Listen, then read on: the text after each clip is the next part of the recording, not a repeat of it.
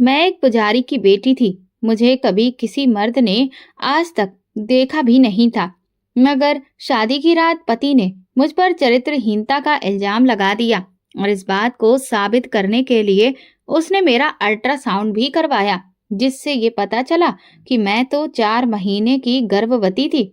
मुझे वो तुरंत ही तलाक देकर मेरे मायके छोड़ गया। मैं रोती हुई अपने पिता के घर लौट आई और रात के 2 बजे मुझे अपने बिस्तर पर कुछ गीला गीला महसूस हुआ। जब मैंने चादर हटाकर देखा तो मेरी आंखें हैरत से फटी रह गईं, क्योंकि मैं एक बहुत ही ऊंचे दर्जे के पुरोहित की बेटी थी। अगर ये कहा जाए कि मेरे पास अपनी शराफत का प्रमाण पत्र था तो ये गलत नहीं होगा। पूरे मोहल्ले में हमारे परिवार को बहुत इज्जत और सम्मान से देखा जाता था।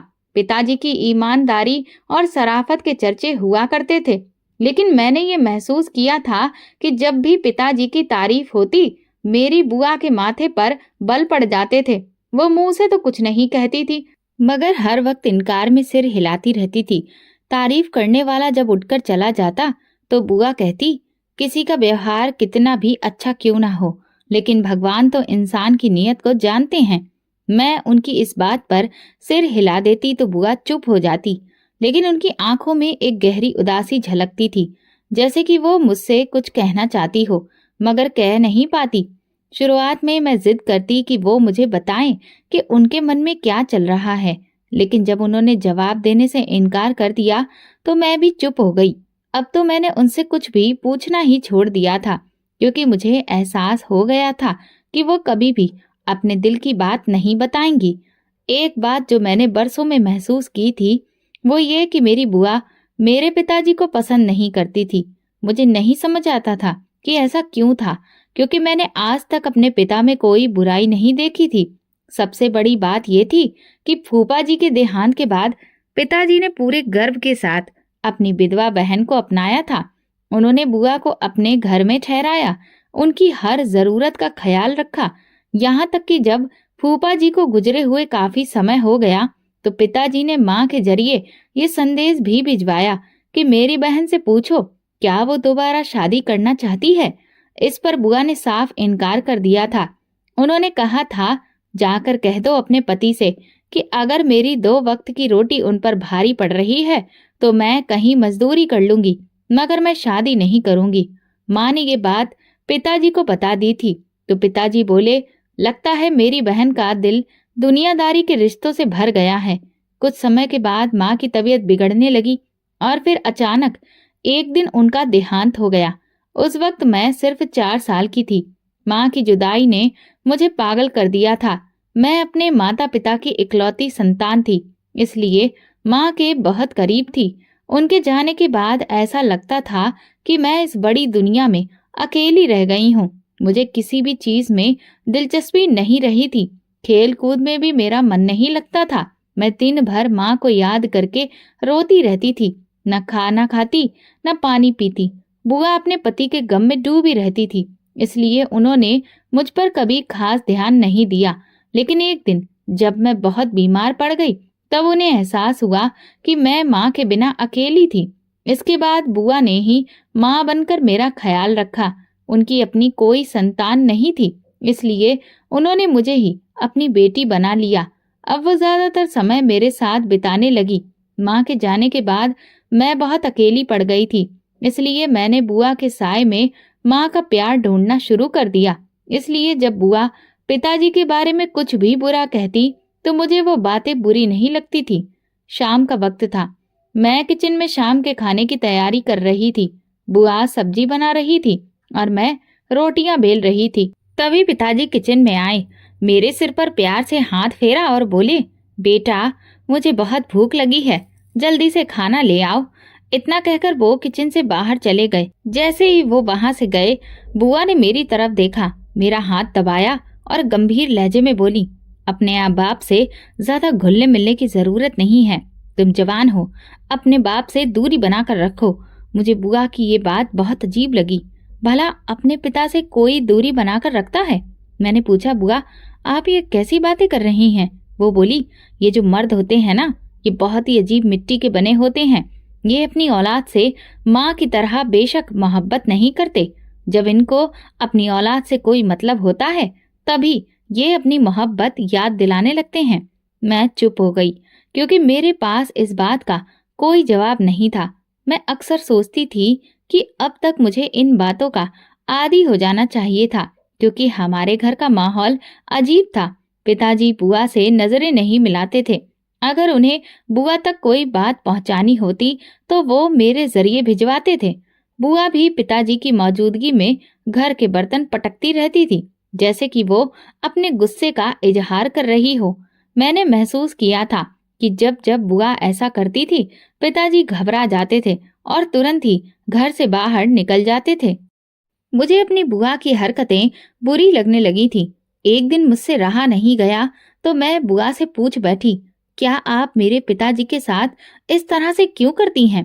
मेरे पिताजी सारा दिन घर से बाहर रहते हैं और जैसे ही वो घर वापस आते हैं, आप अपना गुस्सा दिखाने लगती हैं। वो उस वक्त बड़े ही अजीब तरीके से बोली, तुम्हारे बाप ने मुझ पर बहुत जुल्म किया है। अपने घर की छत तो दी है, मगर उसने मेरी आत्मा को दागदार कर दिया है। मैं उसे माफ नहीं कर सकती। इसी वजह से मैं तुम्हें हर वक्त समझाती रहती हूँ कि जैसे भी मुमकिन हो इस इंसान से दूर रहो। मैं बोली, बुआ आप ऐसा क्यों कहती हैं? बाप तो औलाद के सिर का साया होता है और औलाद अपने माँ बाप के साए में आराम करती है, और आप मुझे इस साए से दूर करना चाहती हैं। बुआ कहने लगी, मैं तुम्हें साए से नहीं बल्कि जलते हुए सूरज से दूर करना चाहती हूँ।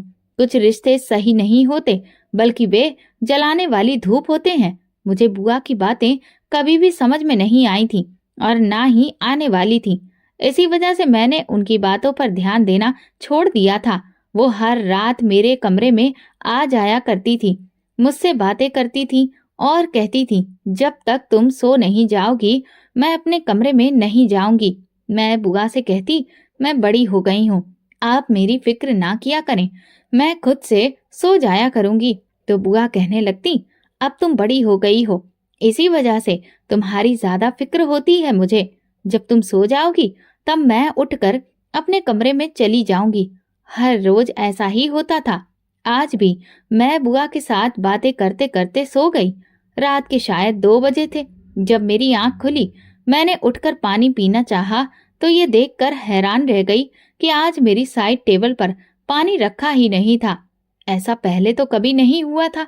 ये शायद पहले कभी रात के वक्त मेरी आंखें ही नहीं खुली थी। खैर, मैंने सोचा कि मैं खुद ही किचन में जाकर पानी पी लेती हूँ। जब मैं अपने कमरे से बाहर निकली तो ये देखकर हैरान रह गई कि मेरी बुआ के कमरे से रोशनी आ रही थी। मैंने सोचा, बुआ इस वक्त जाग रही हैं, कहीं उनकी तबीयत खराब तो नहीं हो गई।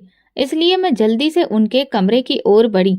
दरवाजा बंद था, लेकिन अंदर से पिताजी की आवाज आ रही थी। पिताजी कह रहे थे, जो कुछ भी हुआ है वो सब गलतफहमी का नतीजा है, मुझे माफ कर दो। बुआ रो रही थी। वो कहने लगी, मैं तुम्हें माफ नहीं कर सकती।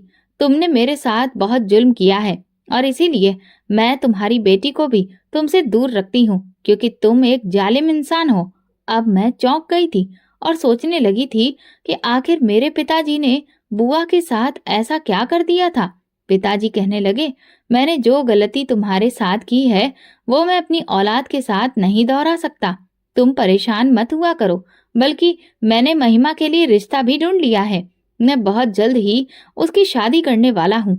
बुआ कहने लगी, नहीं, मैं तुम्हें रिश्ता ढूंढने की इजाजत नहीं दूंगी। मैं अपनी बेटी के लिए खुद रिश्ता ढूंढूंगी। पिताजी बोले, हाँ हाँ, मुझे पता है कि महिमा को तुमने माँ बनकर पाला है। मैं भी अपनी तरफ से कोई रिश्ता तय नहीं करूंगा। पहले सारी बातें तुम्हारे सामने रखूंगा। अगर तुम्हें ये रिश्ता ठीक लगा तो ही मैं महिमा की शादी करूंगा। पिताजी ये बातें कर रहे थे तो मैं किचन से पानी लेकर वापस अपने कमरे में आ गई थी। मैं ये सोचने पर मजबूर हो चुकी थी कि शायद बुआ की अजीब सी पर्सनैलिटी के पीछे पिताजी का ही हाथ हो। उन्होंने ही अपनी बहन को कोई दुख दिया हो और जिससे वो उनसे इस कदर नाराज रहती थी।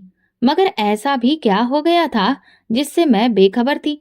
फिर ये भी ख्याल आया कि मेरे रिश्ते के लिए बातें तो पिताजी बुआ के साथ दिन में भी कर सकते थे, तो फिर इस वक्त उनके कमरे में जाने की क्या जरूरत पड़ गई थी? मगर इन चीजों से ज्यादा परेशानी मुझे इस बात की थी कि ना जाने पिताजी ने मेरे लिए किस तरह का रिश्ता पसंद किया है। न जाने पिताजी जिस लड़के के गुण बुआ के सामने गा रहे थे वो कैसा होगा। मुझे तो एहसास ही नहीं था कि मेरे लिए पिताजी शादी के बारे में भी अभी से विचार कर रहे हैं और मेरे लिए लड़का ढूंढ रहे हैं। मैं यही कुछ सोचते सोचते सो गई थी, क्योंकि मैं सुबह जल्दी उठने की आदी थी। रात भर सोई रहती थी। मुझे तो लगता है कि मैं करवट भी नहीं बदलती थी। खैर, सुबह तड़के ही मैं उठ बैठी और नहा धोकर पूजा पाठ किया। बुआ के कमरे का दरवाजा खोलकर अंदर आई तो वो मुस्कुरा रही थी। कहने लगी, हमारी बन्नो तो दुल्हन बनेगी। मैं तो पहले ही पिताजी और बुआ की बातें सुन चुकी थी, मगर ये जाहिर नहीं किया था। मैंने चेहरे पर बिना कोई भाव लाए हुए कहा, बुआ आप ये क्या कह रही हैं? वो कहने लगी, मैं तुम्हारी शादी की बात कर रही हूँ। तुम्हारे पिताजी ने लड़का पसंद कर लिया है। आज वे लोग तुम्हारा रिश्ता लेकर आएंगे और हम सब देखकर हाँ कर देंगे। बताओ, तुम्हें खुशी हुई ना? मैंने अपना चेहरा सपाट रखा और बोली, बुआ आपको क्या सपना आया था? मेरी बात सुनकर बुआ गड़बड़ा गई। वो बोली, तुम्हारे पिताजी ने ही मुझे बताया है। मैंने कहा, कब बताया उन्होंने? कल रात को तो आप मेरे कमरे में ही थी। तब तक तो आपने मुझसे ऐसा कुछ भी नहीं कहा। मुझे खुद भी एहसास नहीं था कि मैं इस तरह के सवाल जवाब बुआ से आखिर क्यों कर रही थी। बुआ के चेहरे की बदलती रंगत मुझे साफ महसूस हो रही थी। वो कहने लगी, तुम्हारे सो जाने के बाद तुम्हारे पिता ने मुझे बताया।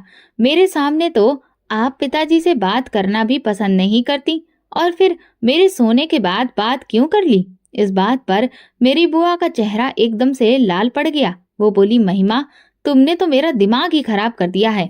अब तुम मुझसे बात मत करना। इतना कहकर वो चली गई और मैं चुपचाप अपने बिस्तर पर लेट गई थी। मैं अपने कमरे से बाहर नहीं निकली थी। दोपहर के वक्त मुझे देखने के लिए लोग आ गए तो बुआ मुझे अपने साथ बाहर ले गई। मेरी होने वाली सास तो मुझे देखकर बलाएं ही लेने लगी। मैंने नजर बचाकर देखा तो पता चला कि मेरा होने वाला पति भी मुझे देखने के लिए आया है। हमारी नजरें मिली तो उसने मुझे मुस्कुराकर देखा। उसकी मुस्कुराहट मेरे बेकरार दिल पर जादू की तरह असर कर गई। मुझे अंदाजा हो गया था कि मैं लड़के को अच्छी लगी हूँ। थोड़ी देर मेहमानों के साथ बैठने के बाद मैं कमरे में लौट आई। मेरे लिए समीर का रिश्ता आया था। वो एक अच्छा इंसान था और मुझे पसंद आया था। अगर मेरी शादी उससे हो जाती तो मुझे किसी भी तरह का ऐतराज नहीं था। मेहमानों के जाने के बाद बुआ मेरे पास आकर बैठ गई। उन्होंने मेरा हाथ पकड़ लिया और कहने लगी, बताओ कैसा लगा तुम्हें लड़का? तुमने उसे देखा था ना? मैंने सिर हिला दिया। बुआ कहने लगी, मैंने तुम्हारे पिता से कह दिया था कि जब तक लड़का हमारे घर पर नहीं आएगा महिमा उसे नहीं देखेगी। अगर ऐसा नहीं होता तो मैं शादी के लिए नहीं मानती। तुम्हारे पिता को मेरी जिद के आगे हार माननी पड़ी। मैं मुस्कुरा दी। सुबह जब बुआ ने मुझसे मेरी शादी के बारे में बात की थी तो मैं बहुत परेशान हो गई थी, लेकिन अब जबकि मैंने लड़के को खुद से देख लिया था तो मुझे सुकून मिल गया था। बुआ कहने लगी, हाँ बेटा, तुमने बिल्कुल सही अंदाजा लगाया। वो लड़का अच्छा है और देखने में भी ठीक लग रहा था। मैंने सिर हिलाया और बुआ के गले लग गई। उनकी आंखों में आंसू थे। वो कहने लगी, अच्छा होगा कि तुम समय पर विदा होकर अपने घर चली जाओ। इस घर से जितनी जल्दी हो सके चली जाओगी तो अच्छा ही रहेगा। बुआ की बात सुनकर मैं बोली, मेरे जाने के बाद पिताजी के जुल्म से आपको कौन बचाएगा? बुआ हंसने लगी। अब मुझे किसी से डर नहीं लगता। बुआ की आंखों में कुछ अलग ही भाव थे जिन्हें देखकर मैं डर गई। उनकी बातों का मतलब मुझे समझ में ही नहीं आ रहा था। पिताजी ने अगर तुम पर जुल्म किया है तो तुमने क्या बदला लिया?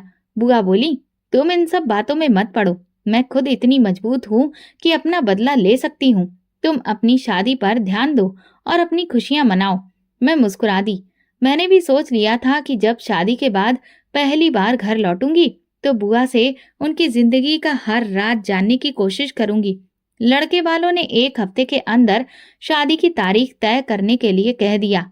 मैं सोच रही थी कि इतनी जल्दी ये क्यों कर रहे हैं, मगर बुआ बहुत खुश थी। महिमा, लड़का बहुत अच्छा है उसके घर वाले बहुत अच्छे हैं।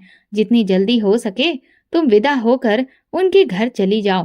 कहीं ऐसा ना हो कि रिश्ता किसी अड़चन में पड़ जाए। मैं उनकी बातें सुनकर हैरान हो जाती और पूछती, मेरे रिश्ते में कोई अड़चन क्यों होगी? उन्होंने मुझे अपनी मर्जी से पसंद किया है, मैंने तो कोई जबरदस्ती नहीं की। बुआ कहती, तुम नहीं जानती, कभी कभी किस्मत खेल खेल जाती है। मैं उनकी बातें समझ नहीं पाती थी। मुझे कहाँ एहसास था कि मेरी किस्मत मेरे लिए कोई नया खेल रच रही थी। खैर, हम ज्यादा अमीर नहीं थे। मेरे पिताजी एक बड़े पुरोहित थे और हमारी रोजी रोटी का ही बस इंतजाम था। बुआ ने अपनी शादी के जेवर शादी के तोहफे में दे दिए थे और कुछ बेचकर मेरे लिए सामान खरीद लिया था। हमारी तरफ से शादी बहुत सादगी से हुई, लेकिन लड़के वालों ने धूमधाम से शादी करने का फैसला किया था। उन्हें हमारी आर्थिक स्थिति के बारे में पता था, इसीलिए उन्होंने कम लोगों की बारात लाने का वादा किया। शादी का दिन आ गया। मैंने अपनी सहेली का लहंगा उधार लिया और पहन लिया। मैं बहुत खूबसूरत लग रही थी, नाजुक, पतली सी और बहुत गोरी चिट्ठी। मुझे खुशी थी कि मेरी जिंदगी बदलने वाली थी। फेरों के बाद विदाई का समय आया तो मैं बुआ के गले लगकर रो पड़ी। उस वक्त मुझे अपनी माँ की बहुत याद आ रही थी। पिताजी ने मेरे सिर पर हाथ रखा और बोले, बेटा, रोने की जरूरत नहीं है। अपनी नई जिंदगी के लिए प्रार्थना करो, भगवान सब अच्छा करेगा। मैं गाड़ी में बैठ गई। मेरे पति मेरे पास बैठे थे। मेरी आंखों से आंसू गिर रहे थे तो उन्होंने मेरा हाथ पकड़ लिया। मेरे दिल की धड़कनें तेज हो गईं। हमेशा मेरी बनकर रहना, मैं उम्र भर तुम्हारा साथ दूंगा, तुम्हारी आंखों में कभी आंसू नहीं आने दूंगा। मैं बहुत परेशान थी, इसलिए मेरे पति मुझे तसल्ली देने लगे। तुमसे पहले भी माँ ने मुझे कई लड़कियों की तस्वीरें दिखाई थी, लेकिन मुझे उनमें कोई दिलचस्पी नहीं थी। मगर जब मैंने तुम्हें देखा तो मैंने सोच लिया कि तुम ही मेरी पत्नी बनोगी, तुम ही मेरे घर की रानी बनोगी। उनकी बातें सुनकर मेरा दिल सुकून में आ गया। हमारी अजनबीपन की दीवारें कुछ ही पलों में मिट गईं। मैं अपनी किस्मत पर फक्र कर रही थी कि मुझे इतना अच्छा जीवन साथी मिला है। मुझे लगने लगा कि उसकी संगत में मेरी जिंदगी बहुत खूबसूरत गुजरेगी। लेकिन मुझे कहाँ पता था कि किस्मत पलटने वाली है। मैं ससुराल पहुंची तो मेरे पति ने मेरा हाथ पकड़कर मुझे गाड़ी से नीचे उतारा। घर में फिर रस्में हुई और उसके बाद मुझे बेडरूम में बिठा दिया गया। मेरा बेडरूम वो फूलों से सजा हुआ था। थोड़ी देर के बाद मेरे पति कमरे में आए। अब तुम इस कमरे की ही नहीं बल्कि पूरे घर की मालकिन हो। तुम जो चाहे कर सकती हो, तुम पर कोई रोक टोक नहीं है। मुझे बस तुमसे वफा चाहिए। मैं चाहता हूँ कि तुम सारी जिंदगी मेरे साथ वफादार रहो। फिर वो मेरे पास आकर बैठ गए और कहने लगे, मैं जानता हूँ कि मैं तुमसे एक अजीब बात पूछने वाला हूँ। किसी भी पति को पहली रात ये सब नहीं पूछना चाहिए, लेकिन मैं चाहता हूँ कि आज ही हम एक दूसरे के बारे में सब कुछ जान लें। अगर कभी तुम्हारा कोई दोस्त रहा है तो फिर तुम मुझे बता दो। मैं तुम्हारी हर बात और गलती को भूलकर तुम्हारे साथ नई जिंदगी शुरू करना चाहता हूँ। मैंने कहा, समीर, मेरी जिंदगी में आप पहले ही मर्द हो। आपसे पहले मैंने कभी किसी मर्द की तरफ नजर उठाकर भी नहीं देखा। बात करना तो बहुत दूर की बात है। मैं उस वक्त अपने पति के साथ 100% सच बोल रही थी। मैंने कभी किसी मर्द से दोस्ती करने के बारे में सोचा भी नहीं था, मगर मुझे इस बात का एहसास था कि अगर मुझसे अतीत में कोई गलती हो जाती, कोई गुनाह हो जाता, तो मैं इसके बारे में कभी भी अपने पति को नहीं बताती, क्योंकि मुझे बहुत पहले ही समझा दिया गया था। बुआ कहती थी, अगर औरत अपनी शादी से पहले की जिंदगी में कोई गलती कर बैठी है तो ये उसका और भगवान का मामला है। कभी भी अपने गुनाह के बारे में अपने पति को नहीं बताना चाहिए। वो प्यार और भरोसे से आपके दिल की बात आपसे पूछ लेता है और फिर उम्र भर ताने देकर मारता रहता है। कभी भी मर्द के प्यार के जाल में फंसकर अपनी गलती नहीं बतानी चाहिए। हमारा जो भी गुनाह है वो हमारा और भगवान का है, उसके बारे में पति को कुछ पता नहीं होना चाहिए। मेरा पति मुस्कुरा दिया। वो कहने लगा, हाँ महिमा, मैं जानता हूँ कि तुम एक पुरोहित की बेटी हो। तुम कभी कोई गलती नहीं कर सकती। तुमसे शादी करने की भी यही वजह है कि तुम्हारा अतीत बेदाग होगा। मैं मुस्कुरा दी। मेरा पति मुझे प्यार भरी नजरों से देख रहा था। फिर वो कहने लगा, महिमा, तुम कपड़े बदल कर आ जाओ, हम दोनों बैठकर बातें करेंगे, एक दूसरे की पसंद नापसंद के बारे में पूछेंगे, हम अपनी जिंदगी के बेहतरीन दिन एक दूसरे के साथ गुजारेंगे। समीर की बातें सुनकर मेरी आंखें चमक उठी थी। ऐसा लग रहा था कि मुझे जिंदगी की तमाम खुशियां मेरे हाथ में पकड़ा दी गई हैं। मैं जल्दी से आरामदायक कपड़े पहन कर आई थी। समीर मेरी तरफ मुस्कुराकर देख रहा था। वो कहने लगा, तुमने तो सुर्ख लाल रंग के कपड़े पहन लिए हैं, इसका मतलब है कि तुम्हें चटकीले रंग अच्छे लगते हैं। मैंने इनकार में सिर हिलाया और बोली, नहीं, वैसे तो मुझे लाल की जगह नीला रंग अच्छा लगता है, मगर बुआ ने कहा था कि शादी के पहले के दिनों में लाल रंग पहनना नई नवेली दुल्हन के लिए खुशियों को लेकर आता है।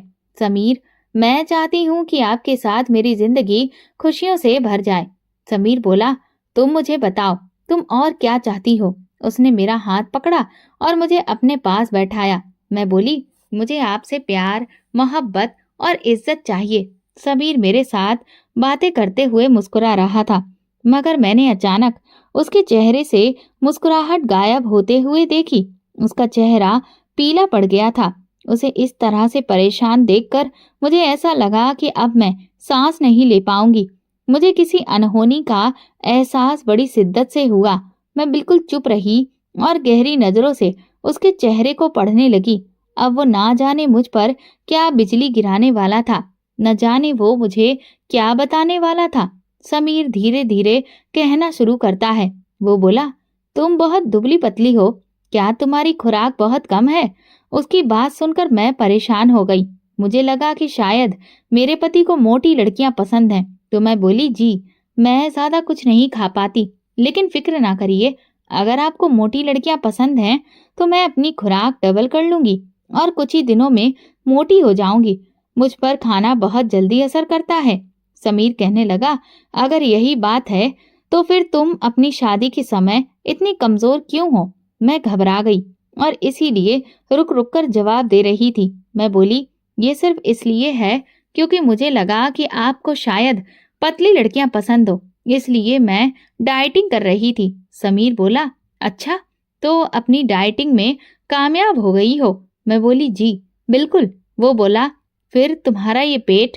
उसने कुछ इस अंदाज में बात की कि मेरे सामने तो आसमान नाचने लगा। मैं बोली, क्या हुआ मेरे पेट को? वो बोला, ये इस कदर बड़ा हुआ क्यों है? तुम तो बहुत स्मार्ट हो और जो लड़कियां स्मार्ट होती हैं उनके पेट उभरे नहीं होते, तुम्हारे पेट को ये क्या हुआ है? मैंने अपने पेट पर हाथ रखा। ये बिल्कुल सख्त पत्थर की तरह था। मैंने ध्यान दिया कि मैं वाकई बहुत कमजोर थी, लेकिन मेरे पूरे शरीर में जो चीज साफ तौर पर दिख रही थी वो मेरा पेट था। मुझे अच्छी तरह याद है, जब मैंने अपनी सहेली से उसकी शादी का लहंगा लेकर पहना था तो वो मेरे पेट की जगह पर टाइट हो रहा था। मैंने उससे कहा था कि ये मुझे फिट नहीं है, थोड़ा सा टाइट है। मेरी सहेली हंस दी। वो कहने लगी, अच्छा, तो तुम शादी की खुशी में मोटी हो गई हो? फिक्र ना करो। ना तो उसने इस तरफ कोई खास ध्यान दिया था और ना ही मेरा ध्यान गया था। अब मैं बहुत घबरा गई थी। मैंने समीर से कहा, फिक्र ना करें, मैं एक्सरसाइज करूंगी। मेरी आंखों में आंसू आ गए। मैंने कहा, वैसे क्यों कर रहे हैं आप? वो कहने लगे, तुम जानती हो ना कि मैं डॉक्टर हूँ, मैं चेहरे को देखकर ही बीमारी की वजह पकड़ लेता हूँ। मैंने कहा, तो फिर क्या दिक्कत है? क्या मुझे किसी तरह की कोई बीमारी हो गई है?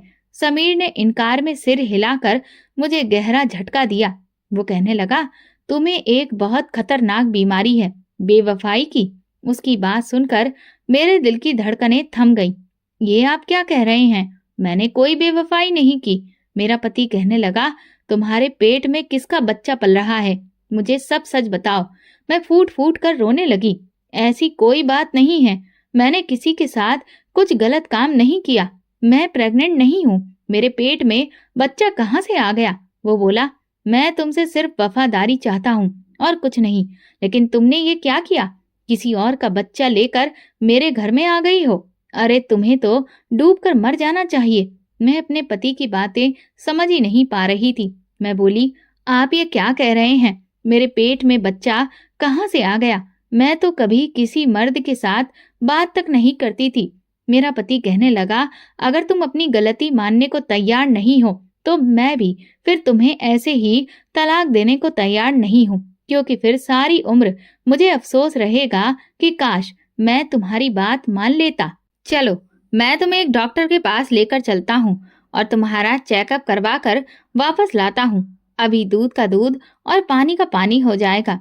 मैं बोली, इसका मतलब आप अभी तक इसीलिए ऐसी बातें कर रहे थे? समीर ने कहा, हाँ, क्योंकि मैं किसी बदकिरदार औरत को अपने घर में नहीं रह सकता। उसने मेरा हाथ पकड़ा और मुझे बाहर ले गया। ये तो शुक्र था कि उस वक्त आंगन में कोई भी मौजूद नहीं था, क्योंकि सब लोग पूछने लगते कि तुम नई नवेली दुल्हन को कहाँ पर लेकर जा रहे हो। और अगर वो ये कह देता कि गायनाकोलॉजिस्ट के पास लेकर जा रहा हूँ तो फिर मेरी क्या इज्जत रह जाती। खैर, मैं चुप थी। मेरे पास तो कहने के लिए भी कुछ भी नहीं था। मैं दिल से भगवान से प्रार्थना कर रही थी कि अब वही मेरी मदद करे। लड़का बहुत अच्छा है, मैं इसे गंवाना नहीं चाहती। भगवान मेरा चरित्र सही साबित करे, मुझ पर किसी भी तरह का कोई भी इल्जाम ना लगे। मैं रोती रही और प्रार्थना करती रही। आखिरकार अस्पताल आ गया। वो मुझे डॉक्टर के पास ले गया। डॉक्टर ने अल्ट्रासाउंड किया और फिर जो कहा उसे सुनकर तो मुझे ऐसा लगा जैसे मुझ पर बिजली ही गिर गई हो। डॉक्टर ने कहा, आप 4 महीने की प्रेग्नेंट हैं। मैं इनकार में सिर हिलाने लगी और बोली, ये तो नहीं हो सकता। आज तक मुझे कभी किसी ने हाथ तक नहीं लगाया। मेरी इस बात पर डॉक्टर मुस्कुरा दिया। वो कहने लगा, हर लड़की गुनाह करने के बाद ऐसे ही कहती है, लेकिन माफ करना, मैं रिपोर्ट को बदल नहीं सकता। जो सच है वो सच है। मैं उठकर बाहर आ गई। पीछे पीछे समीर भी आया। उसने मेरा हाथ पकड़ा और मुझे अपनी गाड़ी में बिठाकर अपने साथ ले गया। वो कहने लगा, अब तुम अपनी सफाई में कुछ कहोगी? मैं फूट फूट कर रोने लगी। मैंने कहा, समीर, सब कुछ आपके सामने आ गया है। मैं 4 महीने की प्रेग्नेंट हूँ, लेकिन भगवान गवाह है, आज तक मैंने कभी किसी से बात तक नहीं की।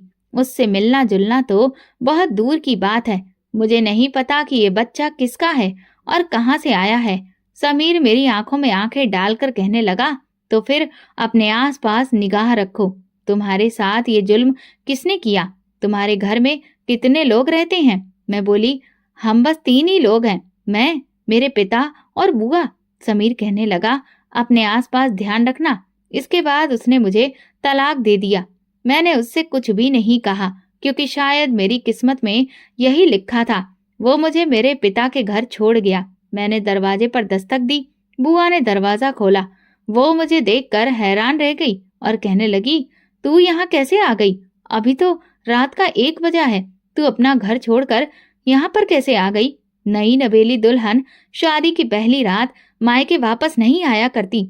मैं बोली, बुआ, मेरे पति ने मुझे तलाक दे दिया है। ये सुनकर बुआ का मुंह खुला का खुला रह गया। वो कहने लगी, तुम ये क्या कह रही हो? ये कैसे मुमकिन है? उसने तुझे तलाक क्यों दिया? मैं बोली, क्योंकि मेरे पेट में 4 महीने का बच्चा है। मेरी ये बात सुनकर बुआ ने मेरे मुंह पर जोरदार थप्पड़ जड़ दिया। वो कहने लगी, तूने किसके साथ मुंह काला किया? तुझे शर्म नहीं आई? मैं चीख चीख कर रोने लगी। मैंने कहा, मैंने कुछ भी गलत नहीं किया बुआ। मुझे ये भी नहीं पता कि ये बच्चा कहाँ से आया है। मुझे ये भी नहीं पता कि ये किसका है। मैंने कुछ भी बुरा काम नहीं किया। मैं चिल्लाती रही। फिर बुआ मेरे पास बैठ गई और मुझे गले लगा लिया। वो मुझे कमरे में ले गई और पानी पिलाया। सब कैसे हुआ? उन्होंने पूछा। मैंने कहा, मुझे नहीं पता बुआ, मेरा कोई कसूर नहीं है। इतना कहकर वो पिताजी के कमरे में चली गई। पिताजी गहरी नींद में सो रहे थे। मैं भी वहां गई। मैंने कहा, पिताजी उठिए, मेरी बात सुनिए। मगर पिताजी ने मेरी कोई बात नहीं सुनी। बुआ कहने लगी, बेटा, तुम्हें तो पता है ना कि तुम्हारे पिता दिन भर घर से बाहर रहते हैं, सुबह भी जल्दी उठ जाते हैं और इसीलिए रात भर गहरी नींद में सोते हैं। अब ये सुबह ही उठेंगे, तब तुम अपनी बात उन्हें बता देना। बुआ पूरी रात मेरे साथ बैठकर रोती रही। मैंने उनसे कहा कि मेरा मुजरिम मेरे सामने कब आएगा। वो बोली, तुम चिंता मत करो, जिसने तुम्हारे साथ ऐसा किया है मैं उसे ढूंढ ही लाऊंगी। तू मुझ पर भरोसा रख। सुबह बुआ पिताजी को उठाने के लिए कमरे में गईं। पिताजी उठते ही मंदिर चले गए, फिर बहुत देर बाद घर लौटे। घर आते ही कहने लगे, क्या बात है, मोहल्ले के लोग बता रहे थे कि रात को हमारे घर से रोने की आवाजें आ रही थी। कौन रो रहा था? मैं कमरे से बाहर निकल आई और कहा, पिताजी मैं रो रही थी। वो मुझे देखकर हैरान रह गए। क्या हुआ बेटी? उन्होंने पूछा। मैंने सारी बात उन्हें बता दी। पिताजी के चेहरे की रंगत उड़ गई। मैंने कहा कि इसमें मेरा कोई कसूर नहीं है। मुझे नहीं पता कि मेरे साथ ये सब किसने किया। वो चुप रहे। उन्होंने सिर झुका लिया और फिर घर से बाहर निकल गए, जबकि मैं बड़ी परेशान थी। कोई सिरा मेरे हाथ में नहीं आता था। मेरे घर में तो हम 3 लोगों के सिवा कोई नहीं था। एक मैं, पिताजी और बुआ। उनमें से किसी पर भी शक नहीं किया जा सकता था। मगर मैंने सोच लिया था कि मैं हर हाल में अपने मुजरिम तक पहुंच जाऊंगी। मैं भगवान से प्रार्थना करती थी कि जिसने भी ये सब किया है उसे बेनकाब कर दो। मैंने अपने घर के मामलों पर नजर रखना शुरू कर दिया। मैंने किसी को भी ये महसूस नहीं होने दिया था कि मैं हर चीज पर नजर रख रही हूँ। भले ही मैं अपने गम में खोई थी, मगर मुझे हर बात का एहसास था कि मेरे आसपास क्या हो रहा है। मैं सारा दिन परेशान रहती, घर में चलती फिरती रहती। पिताजी इस कदर गम में डूबे थे कि वे घर में आते ही नहीं थे। रात होती तो बुआ मेरे साथ आकर लेट जाती। वे मुझसे बातें करते हुए कहती, तुम्हारी जिंदगी में सब कुछ अच्छा होगा, तुम फिक्र ना करो, तुम्हारी परेशानियां चली जाएंगी, भगवान सब ठीक करेगा। उनकी बातों से मुझे उम्मीद मिलती और मेरी आंख लग जाती। फिर मैं सुबह 4 बजे ही सोकर उठ जाती। मैं सोने पर मजबूर हो गई थी, जैसे कि मुझ पर कोई कयामत बीत चुकी हो। गमों का पहाड़ टूट गया था। मगर मेरी रात की नींदें क्यों खराब नहीं हुई थी? मैं क्यों सारी रात इस तरह से सोई रहती थी? इसके पीछे क्या वजह थी? बुआ की मौजूदगी में मुझे क्यों नींद आ जाती थी? इसीलिए मैंने बुआ से कई बार कहा कि वो अपने कमरे में सोया करें, मगर फिर भी वे मेरे कमरे में आ जाती। जब तक मैं सो न जाती वे बाहर नहीं जाती थी। इसीलिए मैंने सोच लिया था कि इस बार मैं चालाकी करूंगी। मैं बुआ के सामने ऐसे जाहिर करूंगी कि मैं सो गई हूँ, मगर जागती रहूंगी और रात भर हर चीज पर नजर रखूंगी। रात को बुआ मेरे कमरे में आई और मुझसे बातें करने लगी। मैंने आंखें बंद कर ली और उन्हें यह दिखाया कि मैं सो गई हूँ। थोड़ी देर के बाद उन्होंने मुझे पुकारा, महिमा, मगर मैंने कोई जवाब नहीं दिया। तब वे उठकर बाहर चली गई। मैं भी अपने बिस्तर से उठकर बैठ गई और कमरे की खिड़की के पास जाकर खड़ी हो गई। अभी ज्यादा देर नहीं हुई थी कि मुझे आंगन से किसी के कूदने की आवाज सुनाई दी, जैसे कि कोई शख्स हमारे घर में आ गया हो। मैं एकदम से चौकन्नी हो गई। ये देखकर तो मेरी जान ही निकल गई थी कि मेरे घर में एक गबरू नौजवान दाखिल हो गया था। उसने इधर उधर का जायजा लिया और फिर बुआ के कमरे की तरफ चला गया। ये देखकर मेरी जान कांप गई कि कहीं वो मेरी बुआ को नुकसान ना पहुंचा दे। मैं भी दबे कदमों से वहां पहुंची। वो लड़का बुआ के कमरे में था। मैंने आगे बढ़कर खिड़की से देखा। वो लड़का बुआ के साथ बातें कर रहा था। ऐसा लगता था कि दोनों एक दूसरे को पहले से ही जानते थे। बातें करते करते उसने अचानक एक कपड़ा बुआ के सामने कर दिया, जिससे बुआ गहरी नींद में डूब गई। मेरे तो होश ही उड़ गए। न जाने वो लड़का बुआ के साथ क्या करने वाला था। तभी वो बोला, तू क्या समझती है बुढ़िया, मैं तेरी वजह से यहाँ आता हूँ। तुझे गलत लगता है। मैं तो तेरी भतीजी के लिए आता हूँ। मुझे भला तुझसे क्या दिलचस्पी होगी? हाँ ठीक है, मैं तुझसे पैसे लेकर खा लेता हूँ, तुझसे प्यार मोहब्बत की बातें भी कर लेता हूँ, मगर मेरे यहाँ आने का असली मकसद तो तेरी भतीजी है। ये बातें सुनकर मैं पत्थर की तरह जड़ हो गई थी। मैं भागती हुई अपने कमरे में दाखिल हो गई। मैंने बिस्तर पर 2 तकिए रखकर उन पर चादर डाल दी, ताकि ऐसा लगे कि वहां पर कोई सोया हुआ है। फिर मैं अटैच्ड बाथरूम में जाकर छिप गई। मैंने दरवाजे की तरफ से देखा। वो लड़का मेरे कमरे में आया। उसने शीशी निकाली, उसमें से रूमाल भिगोया और मेरे बिस्तर की चादर हटाकर मुझे सुलाने की नीयत से आगे बढ़ा। मगर जब उसने बिस्तर पर मुझे नहीं पाया तो हैरान रह गया। वहां तो सिर्फ 2 तकिए पड़े थे। उसके हाथ की बेहोशी की दवा बिस्तर पर गिर गई थी, जिससे वो गीला हो गया। लड़के ने इधर उधर मुझे तलाश करने की कोशिश की, मगर उसे समझ आ गया कि मैं जाग रही हूँ। वो घबरा गया कि कहीं मैं किसी को बता न दूं। अपनी जान बचाने के लिए वो मेरे घर से भाग गया। मैं बाथरूम में बैठी फूट फूट कर रोने लगी। हे भगवान, ये क्या हो गया? ये सब क्या था? मुझे कुछ समझ में नहीं आ रहा था। मैं बुआ के कमरे में गई और उन्हें पुकारा, मगर वे तो बेहोश पड़ी थी। पिताजी के कमरे में गई तो वो भी गहरी नींद सो रहे थे। मैं फिर वापस अपने कमरे में आई और दरवाजा बंद कर लिया और रात भर अपने कमरे से बाहर नहीं निकली। सुबह उठकर बाहर गई तो देखा कि बुआ और पिताजी जाग चुके थे। वे मंदिर के लिए निकल गए थे। मुझे देखकर बुआ कहने लगी, अरे तुम इतनी जल्दी कैसे जाग गई? मैं बोली, मैंने अपना मुजरिम ढूंढ लिया है। बुआ हैरान रह गई और बोली, कहाँ है तुम्हारा मुजरिम? बताओ मुझे। मैंने बुआ का हाथ पकड़ा और उन्हें अपने कमरे में ले गई। फिर कहा, मुझे आज आप सच बता दे, मेरे पिता ने आप पर क्या जुल्म किया था? बुआ की आंखों में आंसू आ गए। वे कहने लगी, शायद मैं तुम्हें ये बात कभी नहीं बता पाती, मगर अब क्योंकि तुम खुद एक गम से गुजर रही हो तो मैं तुम्हें सब कुछ बता देती हूँ। जवानी में मैं एक लड़के को पसंद करती थी। वो भी मुझे चाहता था और कहता था कि मैं तुमसे शादी करूंगा। मेरी माँ भी मान गई थी, मगर तुम्हारे बाप ने इस रिश्ते में अड़ंगा डाल दिया। वो कहने लगा कि मैं इस लड़के से अपनी बहन की शादी नहीं करूंगा, क्योंकि लड़का केबल का काम करता है और गलत तरीके से पैसे कमाता है। ये मेरी बहन को काली कमाई खिलाएगा। मेरे भाई ने मेरा बाहर रिश्ता नहीं होने दिया और अपने किसी पंडित दोस्त से ही मेरी शादी कर दी। वो उम्र में मुझसे 20 साल बड़ा था।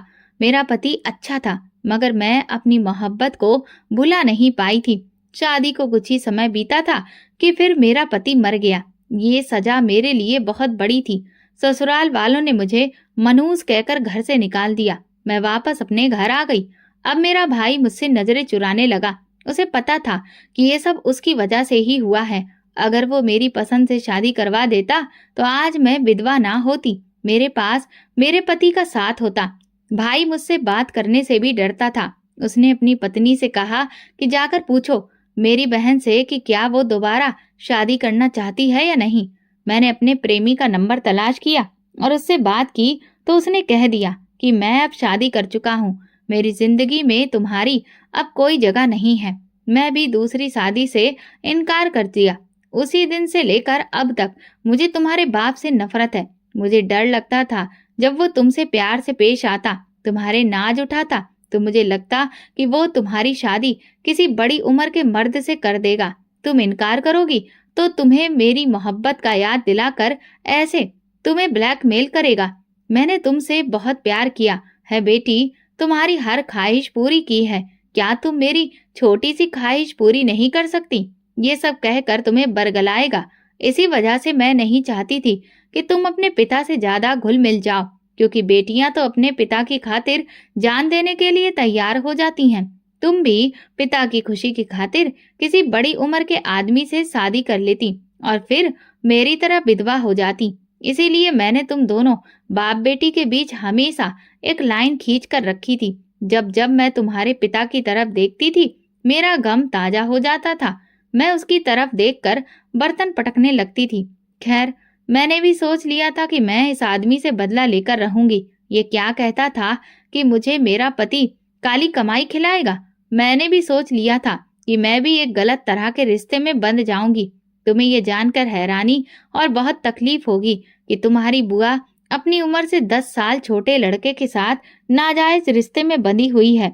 मैं हर रोज तुम्हारे पिता को और तुम्हें खाने की नींद में दवा मिला देती थी। इसी वजह से वो रात भर जाग नहीं पाते थे। ये बातें सुनकर मैं फूट फूट कर रोने लगी और बोली, मैं ये सब जान चुकी हूँ। कल रात मैं जाग रही थी। मुझे सुलाने के बाद जब आप अपने कमरे में चली गईं, तो थोड़ी देर के बाद एक लड़का घर में दाखिल हुआ। वो आपके कमरे में गया। उसने आपको नींद की दवा सुलगा दी और फिर मेरे कमरे में आया। मैं खुद को कमरे में बंद कर चुकी थी। उसने मुझे भी नींद की दवा सुंघाने की कोशिश की, मगर मैं बच गई। वो आपके कमरे में कह रहा था कि मैं तुम्हारी खातिर नहीं बल्कि तुम्हारी भतीजी की खातिर यहाँ पर आता हूँ। मुझे जिसने पेट से किया है वो कोई और नहीं बल्कि वही लड़का है जिसे आप घर बुलाती थी। आपका गुनाह मेरी जिंदगी का सबसे बड़ा गुनाह बन गया है। आपने मुझे उम्र भर का रोना दे दिया है। मैं ये बातें करती रही और फिर बेहोश हो गई। मेरी आंख अस्पताल में खुली थी। बुआ ने बताया कि तुम्हारे पेट में जो बच्चा पल रहा था वो खत्म हो गया है। बुआ की बात सुनकर मेरी आंखों में आंसू आ गए थे, क्योंकि मैं इस बच्चे को प्यार नहीं दे पाती। वो मुझे हमेशा मेरी तकलीफ और अतीत की याद दिलाता और मैं उम्र भर उसे देखकर बच्चे से नफरत करती रहती। बुआ ने उस लड़के से बदला लेने का सोच लिया था। उन्होंने उसे फिर से एक रात घर में बुलाया। जब वो दाखिल हुआ तो उन्होंने पुलिस को फोन कर दिया और कहा कि ये एक चोर है। चोरी के इल्जाम में उसे गिरफ्तार करवा दिया गया। उधर मेरे तलाक की खबर भी पूरे परिवार में फैल चुकी थी। मुझे इस बात का डर था कि अब हर कोई मुझ पर ही आरोप लगाएगा, मगर भगवान भला करे समीर का। उसने सबको यही कह दिया कि मैं अपनी पत्नी को तलाक इसलिए दे रहा हूँ क्योंकि मुझे कोई और लड़की पसंद थी। उसने मेरा इल्जाम अपने सिर पर ले लिया था। उसके तलाक देने के बाद मेरे कई रिश्ते आए, मगर मैं अभी फिलहाल किसी के साथ शादी के बंधन में बंधने के लिए तब बिल्कुल भी तैयार नहीं हूँ। अब आप ही बताइए कि अब मुझे क्या करना चाहिए।